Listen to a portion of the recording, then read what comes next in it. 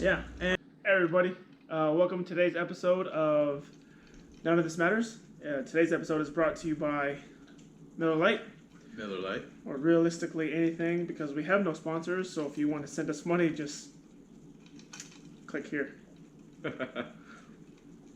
or there. Over here. Realistically, we don't care. Just send us stuff, free stuff, and then we'll say it's yeah. But anyway, so we started this podcast because today's been so controversial with do we wear a mask, do we not wear a mask? If you choose not to wear a mask, then you're pretty much Satan. Would you agree with That's that? how you're treated, yeah. Yeah? Absolutely. Yeah. Could be. Like we literally just got back from World of Beer, and he got there before I did. Oh, I walked speaking in. of, we didn't get back from World. I don't think we're sponsored by them. Not yet. Possibilities, brother. There you go. Okay. So I walk in, and the hostess, without even saying hi or any kind of like like the normal typical greeting, she's just like, "Sir, do you have a mask?" You know, and he was already in there at the table. I literally just had to walk like 36 feet to get to my table without infecting anybody. That was the goal of the night. And so I don't know. My thoughts on a mask is minimal, right? Minimal usage. I feel like if it's our body, it should be our choice, right? And I think the usage of a mask is to literally just like stop you from, giving it to other people. And I completely understand that, and I support it. But to a degree, I feel like if it Okay. Yeah. I mean, to a degree, right? Yeah, you're absolutely right. My body, my choice. But that's only a thing when it fits your agenda, right? So if I feel like I shouldn't have to wear a mask because I don't want to put a mask on my body, then you're treated with disgust and hate, right? Yeah, you deal with retribution for it. Yeah. But if I decide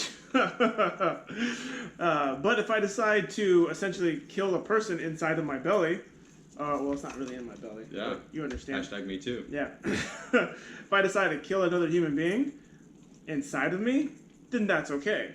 So at what point do we actually draw the line? But at the end of the day, really what we're saying doesn't really matter because we're really just two idiots drinking. And in this day and age, it's literally easier to get rid of a baby than get rid of COVID, right?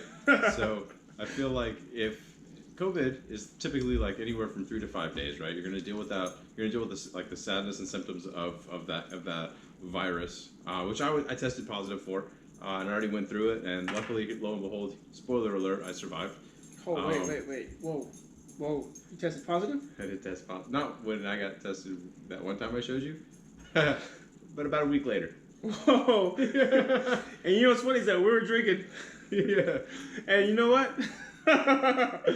All right. Realistically, so he tested positive. I ended up testing negative because I experienced severe symptoms, and I believe that I got tested too soon, so that it came back negative. So I had a false negative because I had all the symptoms: loss of smell. Goddamn dog. Loss of. We gotta edit this bitch. Hey. Anyway. We're not like live streaming. Anyway, loss of smell, loss of taste. That was a really big thing. And it was weird because I would, first thing I do in the morning is, make my coffee. So regardless of how much creamer I put or how strong I decided to make it, I couldn't taste or tell the difference. But you know what's weird also is that I'm in pretty decent shape. Like, I think I'm somewhat athletic. I choose to run. I choose to be active. And it didn't affect me nearly as bad. Yeah, the symptoms sucked, and it wasn't great because guess what? You're also sick. Your immune system is what's the word? I don't know. I feel like you like the better shape you are, the better shape you're in going into it, the more like successful outcome you'll have on the backside of it.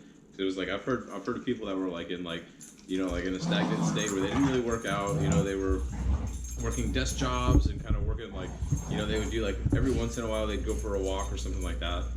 And then the symptoms that they experienced were way more severe, like on the far end of the spectrum, versus somebody that's in shape and going into COVID. Some things like keynotes would be like exercise. You know, exercise and diet are paramount to one, just overall freaking health. You know, but also Being a healthy human being. But also, you know, like dealing with sickness and stuff like that. Boosting your immune system is literally just starts with fitness, diet, and an active will to do that. You know. And you know what's funny? Just live an active lifestyle. So and here's the thing too: is like okay, he tested positive. Cool. Would that have changed any of my decisions to hang out with him and go get a drink? For COVID, by the way. Yeah. That's one of the things he tested positive for. So yeah, he tested He's positive riddled with disease, but he also has COVID. Yeah, so he tested positive for COVID, but would that have really realistically changed my decision to go out with him, have a drink, or just go to his house and hang out? Absolutely not. You know why? Because, again, I had it, body aches, it sucks, but it's realistically just like the flu, because you know what? I'm a Besides person. the kidney pain, yeah. Yeah, that was true. Yeah, brutal. the kidney pain did suck, and really like the loss of taste and smell. It just throws you off. It's just weird because I remember being really sick and craving just any type of junk food, and I got Chinese food and I was really looking forward to it. Couldn't taste it. You want to talk about absolute rage? It's a real Oh soft my top. god. Yeah, real soft top. You know what? I don't know if anybody, any of our listeners, if we have any, probably not. Realistically, we have no listeners yet. But if you can, if you are a listener, then you can sponsor us just by sending your money. Like here, and here. Yeah, we're there. But yeah, I don't know if you know what a soft off is, but a soft off is pretty much the opposite of a Hard on. yeah. If you don't know what a hard on is, then well, If you don't know, now you know. if you don't know what a hard on is, then I'm pretty sure that you're a 6-year-old listening to this podcast or watching. In which case, your parents are making horrible decisions. And let's put a little advisor in here. If you're 8 and below, you probably should turn this off. Yeah, but if you're 9, you're good. Actually, no, I take it back. If you're 12, my kids are older. No. If you're if you're 13 or older, not for you. Yes, of course. Yeah, we are dads. So, anyway, but again, Caddies. yes. Benefits of using a mask, yes or no? Realistically, is you're treated with such hate, disrespect, and absolute, essentially hatred, and now it's almost become a religion, right? So it's religious to wear a mask. You've got people. Do you think it's like a scare tactic, maybe, that the government kind of was like imposing on us, or is it just something like, hey, like we don't really know how to treat this, but maybe this piece of cloth will help reduce it? I don't want to say anything about the government because yeah. Right. Yeah. But I'm just saying, I feel like, well, I mean, technically you can. I would say like something like, if politicians are pushing down, like, hey, we really don't know what the way ahead for this for this pandemic is, but maybe this is a way to do that. I feel like that could be something that helps reduce it, but maybe not a fix for it, right? So it's simply applying a Band-Aid versus providing an actual fix. You know, so a short-term gain for a long-term solution is kind of like, I feel like that's kind of what the mask is, right?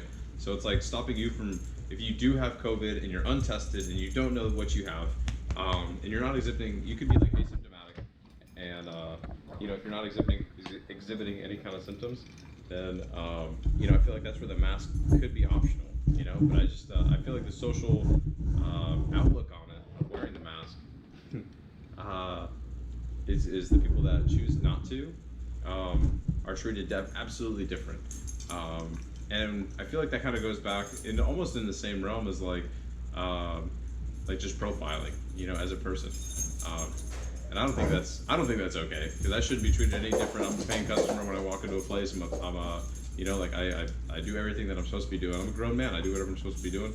But if I choose not to wear a mask when I go someplace, I shouldn't be experiencing any kind of different or separation of treatment just because of what's on my face. I mean, yeah, I would agree 100%. It's kind of comical because I know watching the DNC, Joe Biden's acceptance speech, he was really upset because a lot of small businesses have closed because I think this started in March? Mm-hmm. Yeah, No, February. February was like the. Well, when did we go in lockdown in our state? March. March. So we went in When we lockdown. started, like, Okay. phase 1 and So I stuff think like it was pretty much the country in general went in lockdown in general. It was in March. So in March, all of the a lot of businesses, we all went in quarantine. Everybody locked down. Everybody closed down. All the small businesses closed.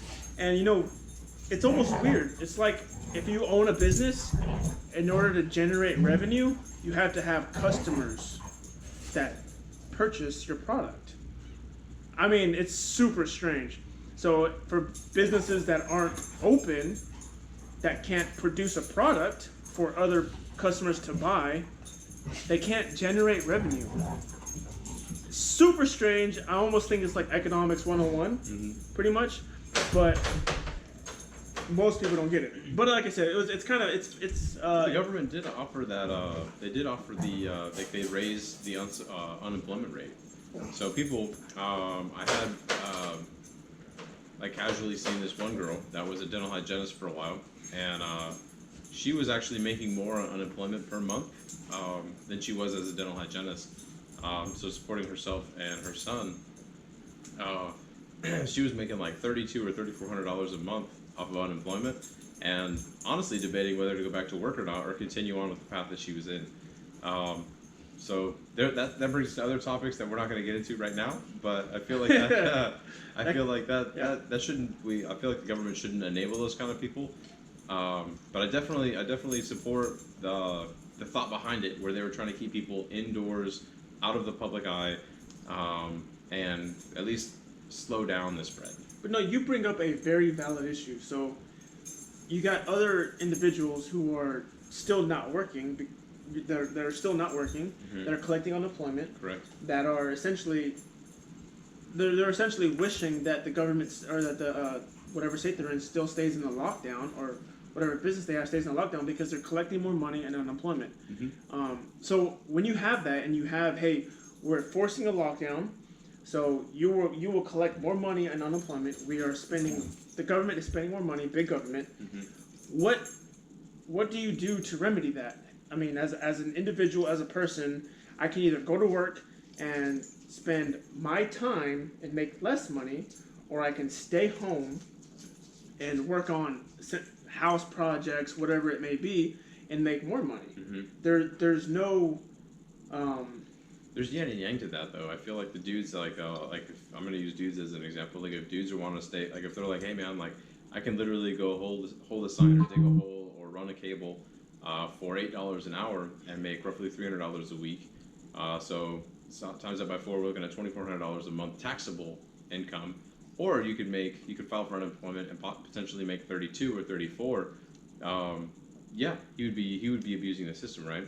But think about the single moms, right? So the single mom goes to work making the same wage at the same hourly rate, making $2,400 a month, but now pulling in $3,200 or $3,400 a month. But also she's staying safe, providing a better life for her child, and she's able to actually provide. She's not sending that child away to daycare. She's not sending. She's more consistent in the home. Right. Yeah. Oh, so yeah. you're bettering the life of that child. So I mean, there's yin and yang to that. That is true. What would be a solution that you could propose to get those people back to work and still maintain that work-life balance? Yeah. First off, I don't want anybody to dismiss the fact of his on-the-spot math. It's almost like your maths. It's almost like your I don't want to say a certain gender or I'm sorry, a certain ethnicity. I apologize. I'm white. I got good credit. Anyway, speaking of being single parents and this whole pandemic issue, in our current state, local schools public schools are being essentially closed. It's all online only. Now, with that being said, what happens when you are the single mother who has been working during this whole pandemic, who has to go to work, but essentially can't send her child to school, can't afford daycare? Mm-hmm. What happens? Well, what do? Do you say, hey, you know what? I'm sorry, work. Mm-hmm. I gotta help my child during school, right.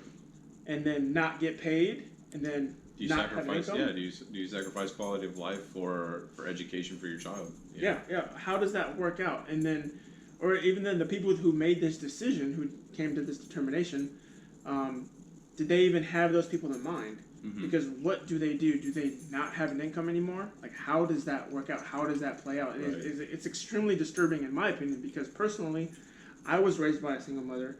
I saw her struggle every single day, and I also saw her bust her ass every single day, and she refused to collect any type of government Right. assistance.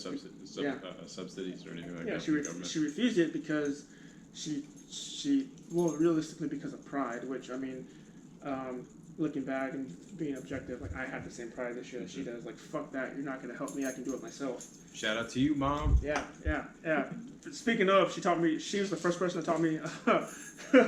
She was the first person to teach me how to take a right hook. So, Yeah. ooh, yeah. Not to mention, but we won't go in that, because if that happened today, she'd probably be in jail, because that's a whole different topic. Anyway, speaking of which, she. What about like what if there was a proposed thing to do like online one week and then in person the other week? That might help balance some. Right, and that's what originally was proposed. What the governor proposed.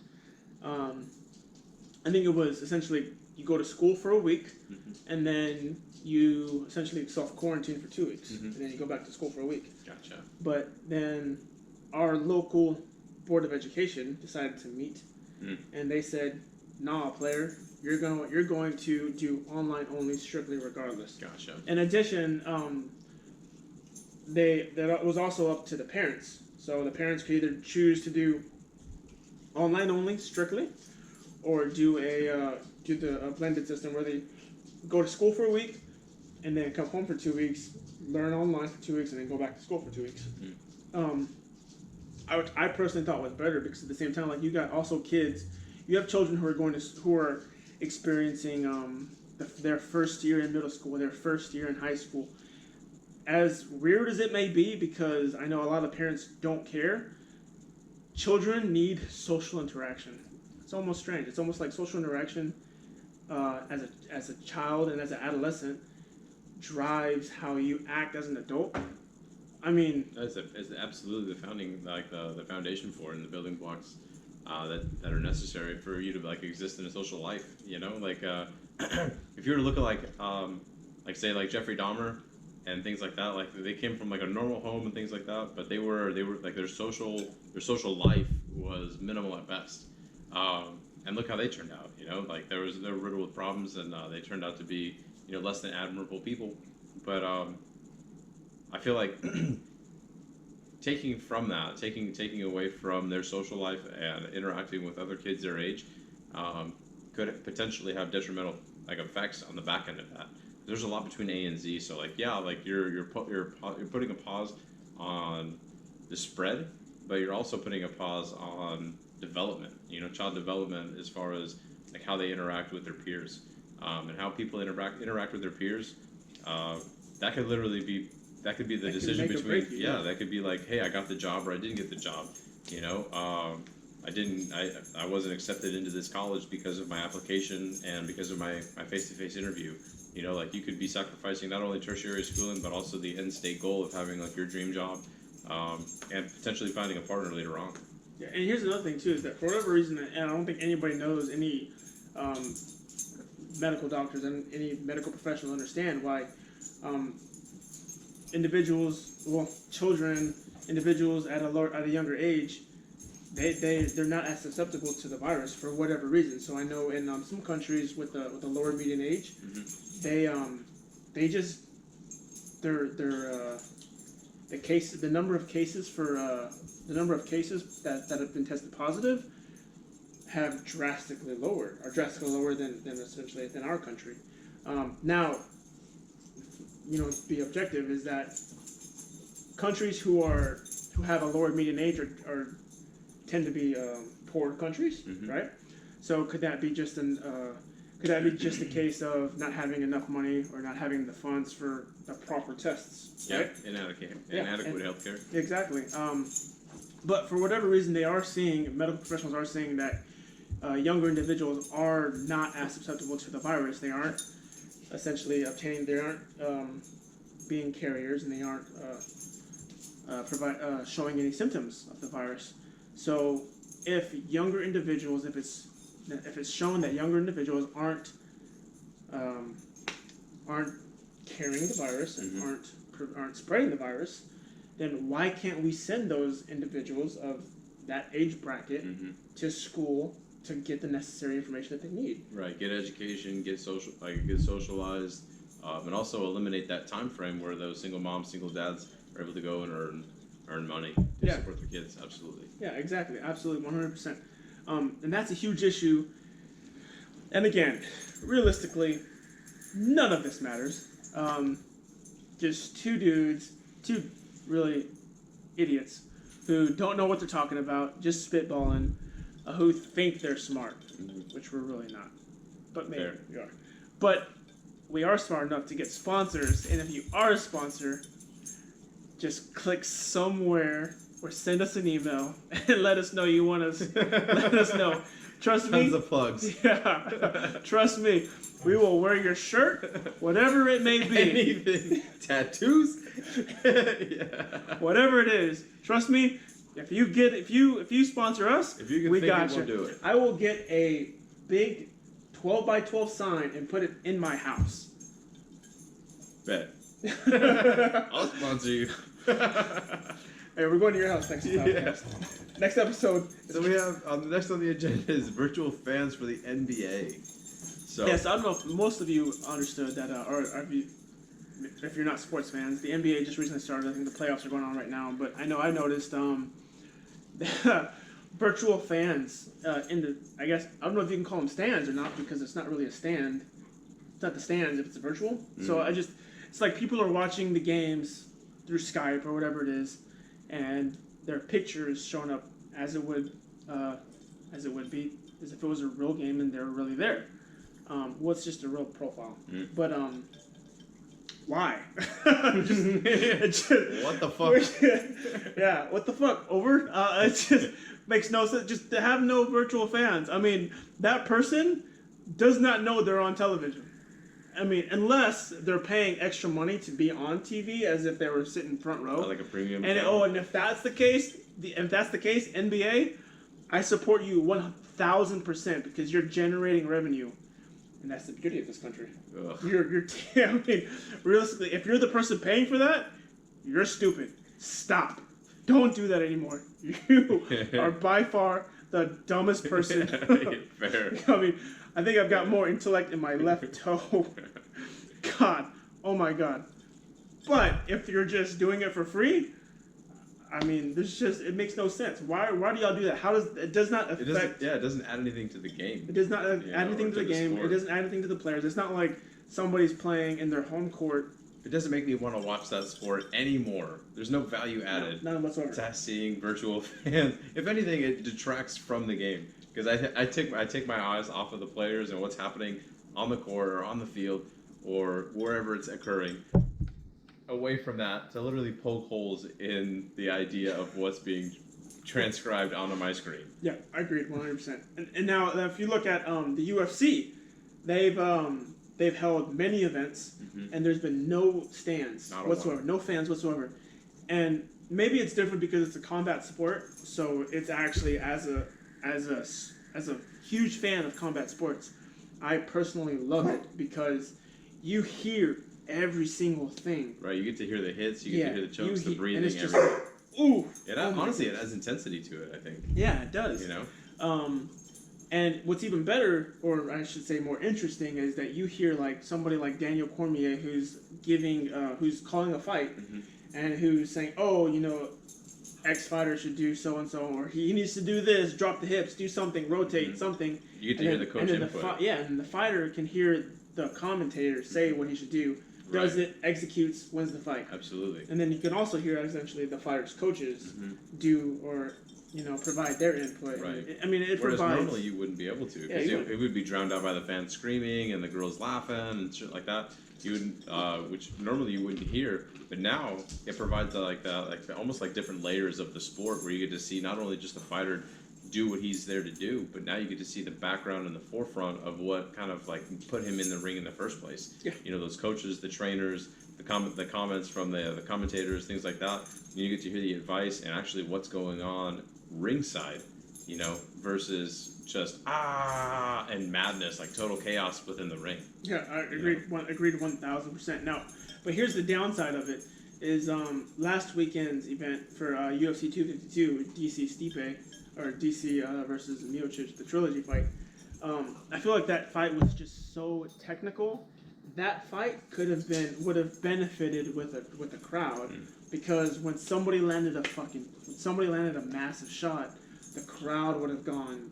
The crowd goes nuts. Wild, Right. yeah, as opposed to anything else, because that fight was so technical. I feel like the average person watching that fight would not know that each individual was playing a game. Like, fighting is a chess match, as many people probably don't understand. You're playing chess when you're fighting. You feint here, feint low jab, feint right hook, you know, something, etc. When you fight and you play the game, it's a chess match. Unless you're some random human being like Francis Ngannou, who has to cut. You know, Francis Ngannou, who has to cut weight. I mean, the man has to cut weight to make 265 at heavyweight. He has to cut weight. Like, you have to He's cut a weight. Big dude. Yeah, Big girthy boy. That dude, whatever the lab he was created in, like the boat. That's a plug. You know who you are. Yeah, the boat. So that dude, Francis Ngannou, he is not human. That he was created in a lab, and that is an artificial person. Because I don't see How it. does a man get that big? Yeah, or you know what? If picture Hercules, but somebody else. That's him. 75 pounds of muscle on him. Yeah. Actually, yeah, he'd probably knock out Hercules. So, again, that fight, Stipe and DC, was so technical that if you knew what you were watching and you understood it, then it's amazing. As opposed to the average UFC fan or the average fight fan, they don't understand what they're watching. So having that crowd helps and benefits them, because when someone lands a big shot, their crowd fucking goes crazy, nuts, yeah. you know? So, but realistically, for combat sports, I think not having a fan base or not having fans, it helps the sport. Mm-hmm. Would you? Do you think like the sports could insert artificial? You know, like comedies, they'll insert like artificial puns and artificial laughs and things like that. Oh, sorry. Say that again. Yeah, I'm sorry. They'll insert like artificial laughs and like basically laugh cues. Yeah, absolutely ridiculous. You know, yeah, but comedies do that. Like, look at that '70s show. Look at The Ranch. They'll insert like artificial laugh cues because laughter and cheering.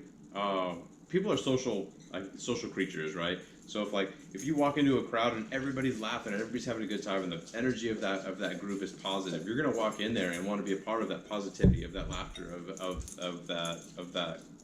what's going on in there, right? And do you think that the sport, any sport, regardless, obviously not golf and tennis, but do you think that those sports would being publicized, do you think they would benefit from like artificial cheers and things like that, so that people know that are amateurs to the sport and don't exactly know what they're watching? They just know like, hey, I'm just kind of getting my toes wet. I understand that these two dudes are fighting, but we don't know like what the big hits are, or what the important parts of this fight are. Do you think artificial? No, and the only reason why, I get what you're saying. For combat sports, I say no, because artificially, it's hard to simulate that, because Just pull it from different fights. Dude. yeah, I mean you're absolutely right, but I don't understand how you could. My thing would be, Because we're not watching it live. no, we're not.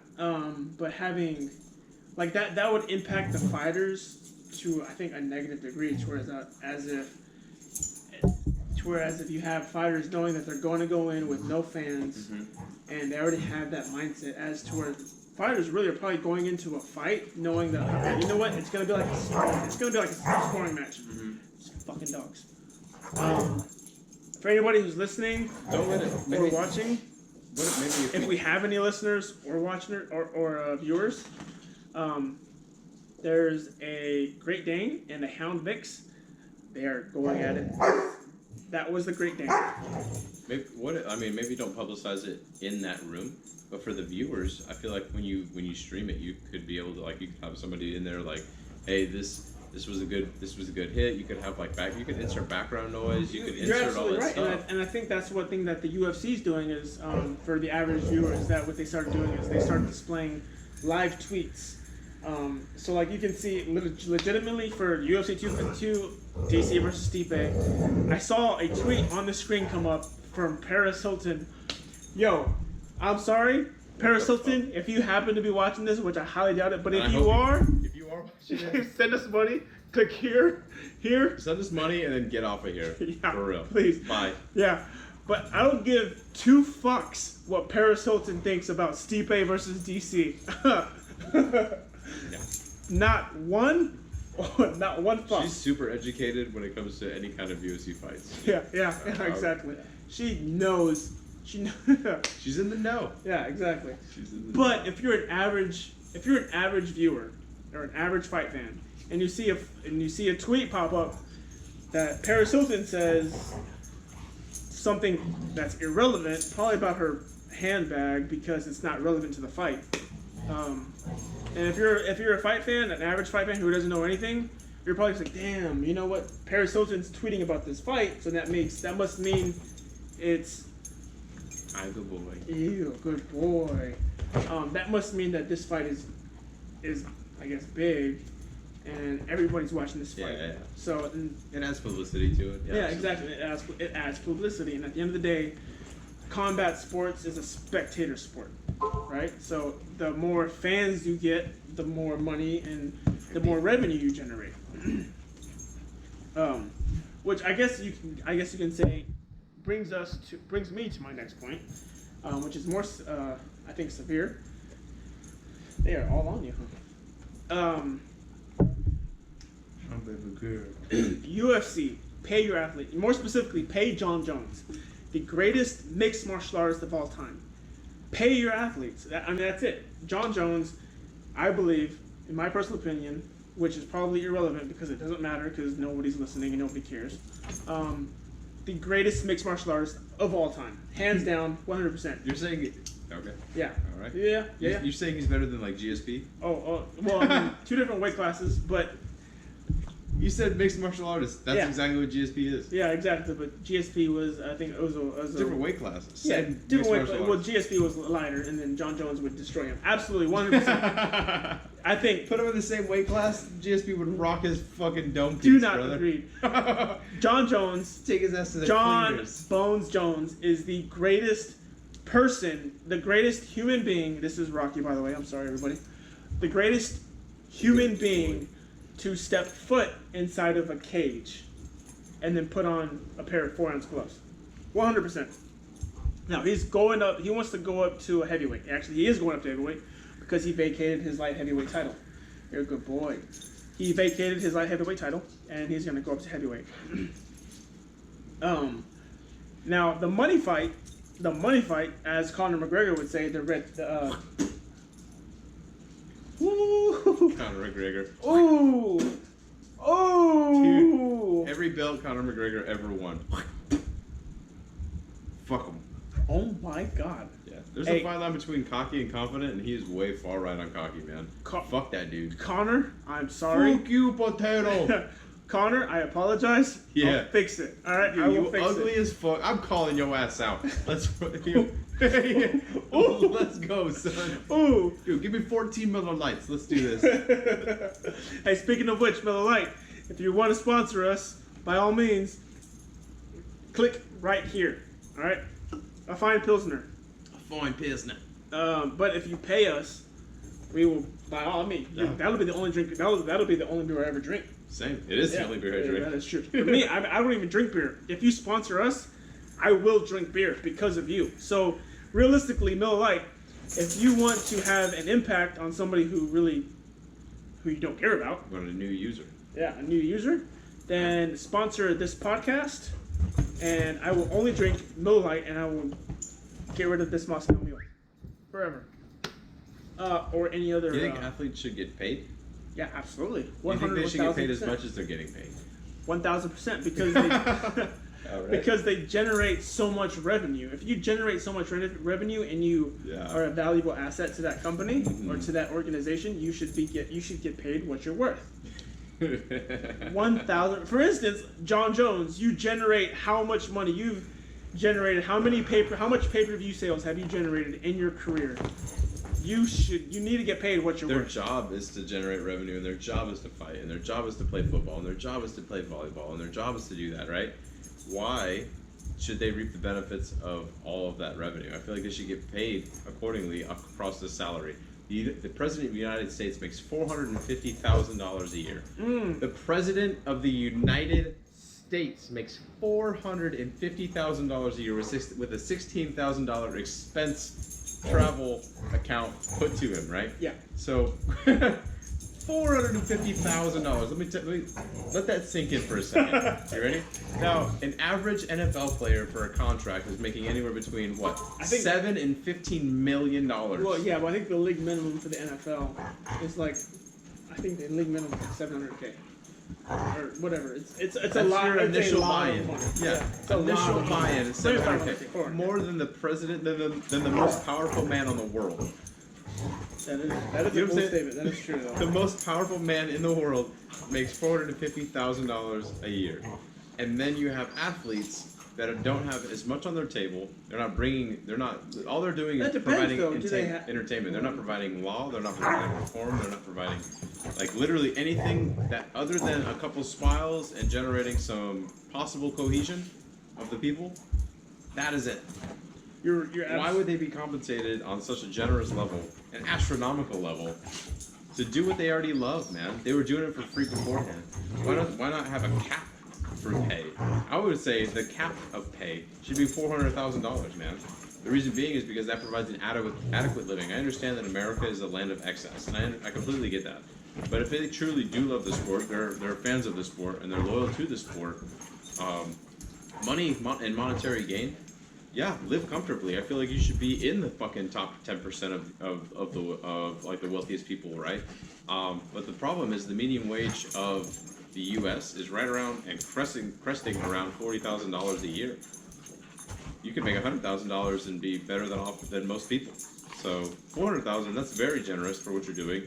You're getting to do what you love, and you're getting compensated for that. So who cares?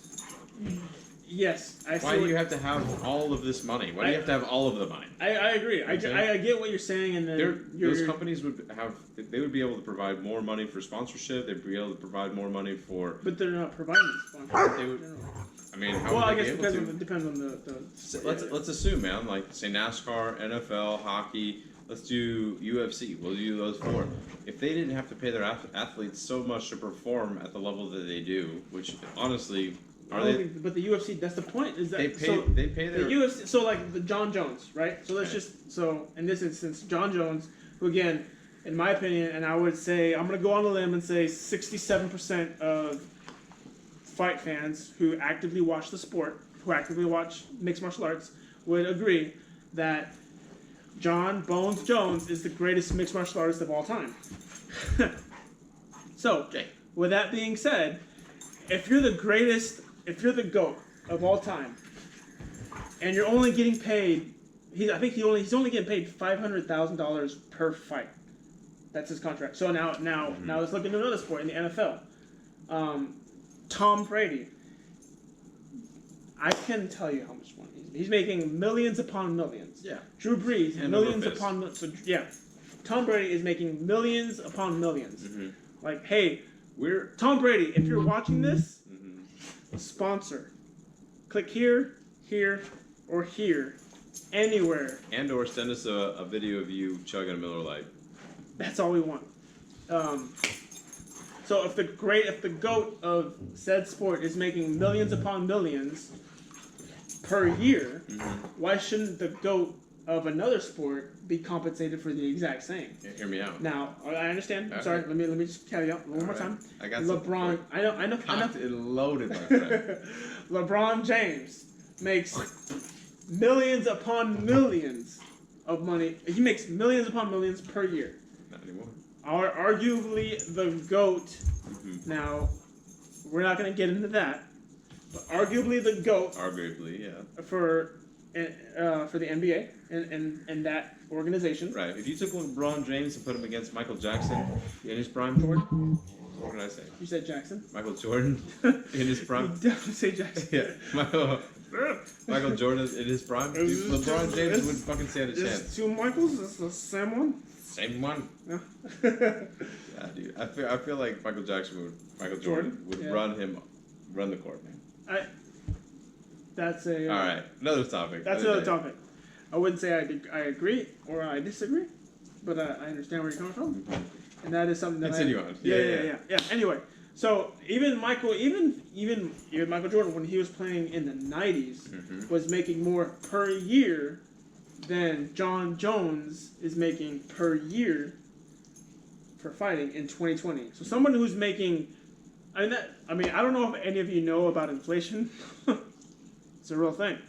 So someone who, the GOAT of a sport, is making more money per year in the 90s than the GOAT of another sport that's making per year in the. Look at the following, though. The following base. Well, the UFC is set to make, I think, I could be wrong. I don't want to say so much because speculate because you know what, I can go ahead and say more because realistically we have no followers anyway, so no one fucking cares. Say X amount. Yeah, so like $1 billion. Let's just say I think it's like $1 billion Okay. per year to get on to set X amount of events for this year on ESPN. If they meet that contract for X amount of events per year, they're getting their $1 billion. Got it. Pay your fucking athletes. Pay your athletes, and then not to Set up more mention, events. or you know what? At least give them benefits. Buy more girls. Give us what we want. Yeah. Okay. Fair enough. I guess. 2 dudes going out in a cage. That's cool. More girls walking around the cage. That's better. All right. Well, now let me counteract this. You ready? Yes. All right. So hypothetically, if we were in a career field that applauds excellence, right? But there's a set pay. Like if there's like a set pay based upon how long you've been in and like the position that you hold. But you could be a piece of crap in what we do and get paid exactly the same as Being great. being the best. You're absolutely right. And you know what? There's no contestation with that. I feel like I'm okay with that. Like if a dude if his hustle is to do the bare minimum and reap the benefits of being paid exactly how I'm being paid, fuck him, man. His hustle's better than mine. I'm doing way more work. I'm doing way more smart. I'm more technically savvy. I'm more tactically savvy. And if this dude if he's doing whatever he's doing elsewhere, but he's getting paid exactly the same. And then on top of that, you also get benefits. You also get retirement. Yeah, he's getting paid exactly the same. The shittiest dude is getting paid exactly the same as the best dude. So, and we don't care. That's true. Like, do I care? Not really. I don't really care. So who cares, man? If there's already one of the biggest organizations in America is able to do that, like why would an exclusive private organization have to dictate or do anything different? You're absolutely right. Because the best are getting paid exactly the same. That is a fantastic point. The finest are getting paid just the same as the worst. I would say at least we get benefits, or at least those individuals that you're talking about, they get benefits. Yeah, we'll call them people. Yeah, we'll call By definition. I would say peasants. Yeah, like Android users. Yeah. Whoa. Whoa. We got it on camera. You said yeah. Whoa. Hey, you know what? We're gonna edit that out. Hey, you know what? I know Joe Rogan has a Jamie. We need a Jamie. Hey, speaking of, if anybody's listening, which I probably doubt anybody is, if you want to be our producer and then look shit up for us as we say, hey, we need something to get looked up, we can't pay you, but you can get mentioned. That's pretty much it. Yeah. Anyway, what was your point again? I mean, if if one of the largest organizations within the United States of America is able to pay the worst person as much as the best, and there's no contest, and no one really cares that that's occurring, why would that matter in a private sector? You're absolutely right, but what we do does not generate revenue. Yes, it does. Does it though? It does. It does not. It does not generate revenue. It does generate revenue. It doesn't. What we do and how we're paid and how what some people do. Whoops. What some people do, that doesn't necessarily generate revenue. What it does is it just generates taxes. It generates absolute revenue. How so? That's for another time. Okay. You guys are red on. Fair enough. That's getting edited out. Okay. Yeah. Wow. The last like 4 minutes are getting edited out. Yeah. Okay. Yeah. All right. And you know what? Anyway, so as I was saying before, I believe, athletes, you generate revenue, you bring so much money to an organization, you should get paid what you're worth. And it's just like, the NCAA athletes. I think NCAA college football, some of them, I think UNC. So like UNC, that students, I thought NCAA were paying their students less than $100,000. they're not paying their students at all. That's They're not paying their students at all. Oh, I guess you can say they're paying. under the table tuition, books, stipends, scholarships. Yes, they're paying their students. Yeah, but you're not really paying it. How much really, Okay, if you give me a $450,000. I don't want to say how much, but how valuable is a bachelor's degree? If you give me, hear me out. That's it. I can answer that right now. So the average cost of a semester, if you're not living in the dorms at the U of A, University of Arizona, is $15,000 accumulatively, right, throughout the year, right? That's semester. That's essentially just to go there. That's not including books. That's not including housing, food, utilities, anything like that, right? So a bachelor's degree, you're looking right around $60,000 for the U of A, right? And that's where one of the Kardashians went. But Wait, they did? Yeah. Hold on. Oh, Khloe Kardashian. She went to school? She did. Yeah. Hashtag smart. Hold on, you're proud of that? Of U of A? You're going to use U of A as an expression? She's an alumni. I'm proud of all my alumni. Okay, fair enough. So she went there, and Hey, plug. all I'm saying is it's $60,000, man. And if you give somebody, you're like, hey, man, I'm going to give you a full ride scholarship plus books plus tuition, and it's not like the coaches aren't paying the students under the table. I'd imagine that there's some sort of exchange. Realistically, I'm sure that somebody somewhere is getting paid some money. Right. Yeah. And so, and I'm not saying it's happening at the U of A. I'm just saying I would assume, as a Being logical thinker, man. yeah, that's probably occurring. I think that, technically you're paying your students. It may not be cash up front into their bank account, but in benefits, absolutely. Yeah, I mean, yeah. First off, before we begin, do you want another? Another sweet Miller Lite. Yeah. Do you want another one? Do we need to pause it? I think we can keep going if you can just keep talking. Yeah, absolutely. What do you want to talk about? Just keep going about how benefits. And I gotcha. Gotcha. Quick, real quick.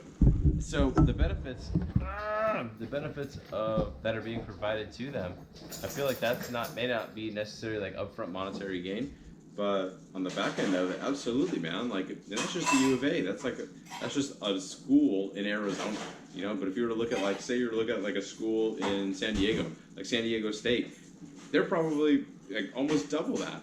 So are you paying your guys? Absolutely. NCAA students do get paid. They're just being paid in benefits, education, tertiary schooling. They're getting paid in a lot of different ways. Perhaps not monetary, like upfront though. And so I feel like athletes are absolutely overpaid. I feel like their hype is inflated. I'm not a huge sports fan, so when it comes to like cutting costs and cutting those things, I feel like absolutely if you were to cut down on the cost that you have for your employees, if you're running the NFL or NCAA or you're like baseball or anything like that, if you were to cut down on those costs, you'd be able to redirect some of those funds that were once allocated for your athletes. You'd be able to redirect those funds to sponsor other things, aka health cures, shots. You'd be able to support other things. You'd be able to donate that money. Okay. And provide a better and positive impact to the world, man. You'd be able to actually live the triple bottom line, which is planet, profit, and people, rather than just promise those things and not deliver. So that could be something. You're absolutely right. Have time out. Pause X real quick. Pause. Cut that out. Yeah. If you do what you normally do with the Miller Lite, give it to them. Peter's gonna be all on it. Yeah. Hey, Peter. I don't want to you. fuck you. Fuck you. I don't want to say hashtag PETA fuck off. But if we did not have any No. sponsors and PETA, you don't want to sponsor us, I'm not gonna say I'm happy. Like that's perfectly fine. I'm perfectly fine with PETA not sponsoring this podcast. Honestly, you guys can go eat a big bag of dicks. A giant bag of dicks. When you get home at the end of the day, it's like 5:30. Probably realistically, what do they do? Really 2 o'clock. All right, 2 o'clock. I would say before lunch, 11:30. 2 o'clock, you're back at home. Pour yourself.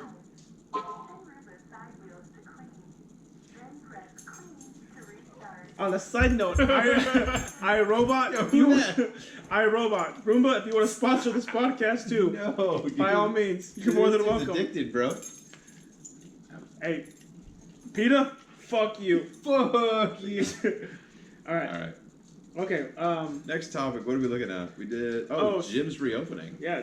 That's another thing too. The gym's reopening. So I think we're one of 4 or 5 states out of 50 that. Good math. Yeah, I know, right? Strange. There's 50 states. In Goddamn 47. Yeah. Well, you know what? There's only one country in the United States, and that's Texas. That's right. Everybody else you know what I'm talking about. That's from Texas. No. Hypothetically, gym's reopening. So I think we're only one of 4 or 5 states in the country that has not reopened gyms. Fucking mind blowing, right? Because I would assume that as an executive for that state, your primary goal would be to during the pandemic would be to improve health and wellness for your state. And what other better way to do that other than the fucking opening up your gyms? I think in North Carolina, I'm sorry, that's the current state that we're at. I know in the current We're new. Yeah, sorry, we're gonna have to edit the. Hey, if you're a producer and you want to come here, we can't pay for your room and board. We can't pay for your flight. We can't pay for a salary. We really can't pay for anything. We broke. Yeah, really we are. But if you want to come here and edit that out, then by all means, we'll accept you. You do have to go through a vigorous 1 week assessment and selection. Absolutely. It is what it is. However, I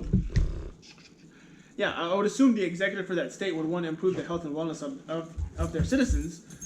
But I mean, it's absolutely ridiculous as opposed to when you shut down gyms. That's a gym's primary goal is to improve the health and wellness of their members. You can't improve the health and wellness of your citizens within that state. Now, unless you're what's the one gym that's $10 a month? Okay. You know what I'm talking about?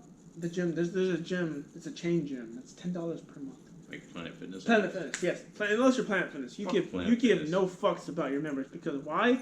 You give pizza to your members. If you make Why a would sound in there, you get kicked out. Like if you're like, oh, Yeah. this weight is heavy, get out. Yeah. Hey, you out.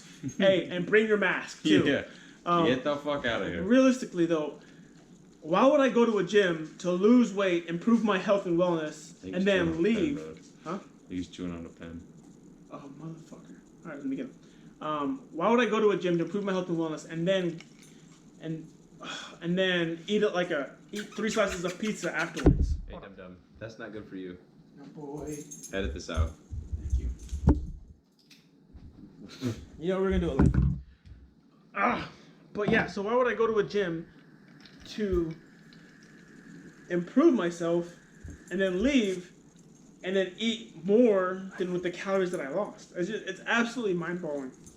I burned 200 calories in the gym. I'm gonna eat a 400 calorie slice of pizza.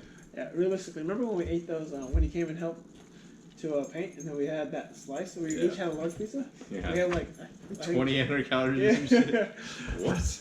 You know what? Everybody who's judging us, fuck you, because unless you can run 5 miles in under 32 minutes, you can go shove your eat a dick, eat a big bag of dicks. Absolutely. You know what?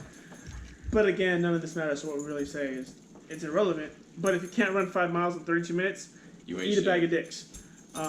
So I can eat whatever the fuck I want. That's fair. Yeah, realistically. That's fair. Yeah. Um, Like I said before, man, like we were talking about like the benefits of using a mask, and then we were talking about we kind of like delved a little bit into the signs and symptoms of COVID. We mentioned the fitness level of that individual going into COVID is paramount, man. Like if you guys are in good shape, going into that and actually contracting the virus, the upside of you at least getting the virus is that your body will deal with it better. Right? And what better way than to prepare your body for it? If you're eventually going to get it, right? Like if this virus is synonymous with the Spanish flu, a lot of people are going to be getting it. It's just a matter of time. And in an effort to minimize the effects of it and the detriment to your body, why wouldn't you want to be in shape? So I feel like the reopening of the gyms, just utilize some sort of cleaning regimen, exercise some sort of like if you're going to be moving around the gym from station to station to station, provide like cleaning things that you're able to wipe stuff down. You're able to where I currently work right now, they come in and they spray the dang thing. It looks like a Ghostbuster backpack. They go in there and they spray everything down, right? And then we have to hang out for like 5 minutes, and we can go back in. Boom, the whole place is sanitized. So not only just the air, but also the equipment within it. And I feel like if you're able to implement that, why not? You're protecting yourself, your users, your equipment, and you're stopping or slowing the spread at best. And you're providing an outlet for those people to not only relieve stress and live a better life, but you're also providing them a way to stay healthy. So in the case that they do contract that virus, they're able to surmount it. You know what I'm saying? Like you're providing like A, B, C, and D. For your users. And here's the thing too. Also, if you're a high level executive at any organization, open up your gym, because it's been proven that that improving your health and essentially your health and wellness improves cognitive ability. So wouldn't you want your employees to produce? Yeah, especially if it's like a production based role. Like if factory worker is expected to produce X amount of bumpers, like car bumpers, throughout the day, wouldn't you want them to be like on the top of their game to do that, either meet or surpass that goal? One way of doing that is through exercise, physical exercise, and mental stimulation. Yeah. You know what I'm saying? So. And yeah, absolutely 100%. So yeah, exercise, mental stimulation. If you invest. If I have to explain this to a high-level executive, then whatever company you work at, you're sorry, because clearly, I mean, whatever. Yeah. But if you invest in your employees, then your employees are going to invest in you. That's kind of leadership 101. If I care about the person who works for me, then they're going to care about they're going to care about what they're doing for me. Right, the product they're producing. Exactly. And then essentially if you're a leader in any organization within the world, if you're only as bad as your employees. So if my employees suck, then my leadership and my leadership tendencies and the product that I am producing sucks. However, if I am investing in my employees and they produce and they want to come to work and they love what they do, then guess what? It's not only going to make them look good, but that's going to make you look good as a leader. I honestly don't know how we came into a leadership role, but I mean, this is leadership 101. And if you don't know this, and if you're in a fucking leadership role within a high level with the Fortune 500 company and you don't know this, well, I mean, you're probably not in a Fortune 500 company, because this is literally leadership 101. Sunrise, sunset. All right, you know what? Well, thank you for everybody who's been listening to our first episode of None of This Matters, because quite frankly,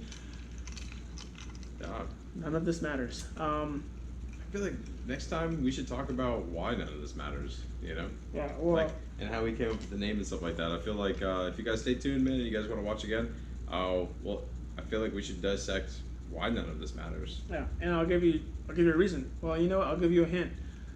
Our opinion doesn't matter. What we do does not matter. Yeah. Hopefully, it sparks a little controversy. Figures like you get to voice your opinions. We get to debate, man. Mm-hmm. Dude. So. I would go ahead and say that We've talked about some very controversial topics Absolutely. within our country, within our state. Open up our fucking gyms. We talked about the benefits of using a mask. Yeah, and you know what? We're just two regular dudes who really give zero fucks, who essentially just want to live On a the normal, camera. yeah, who just want to get in front of the camera and live a normal life. However, if you are a sponsor and you want to sponsor this podcast, click here. Click it. You know what? We will put an email in the description somewhere, and just fucking email us, and we'll make it happen. And we will blast your shit everywhere. Out. To all maybe 2 or 3 of our viewers.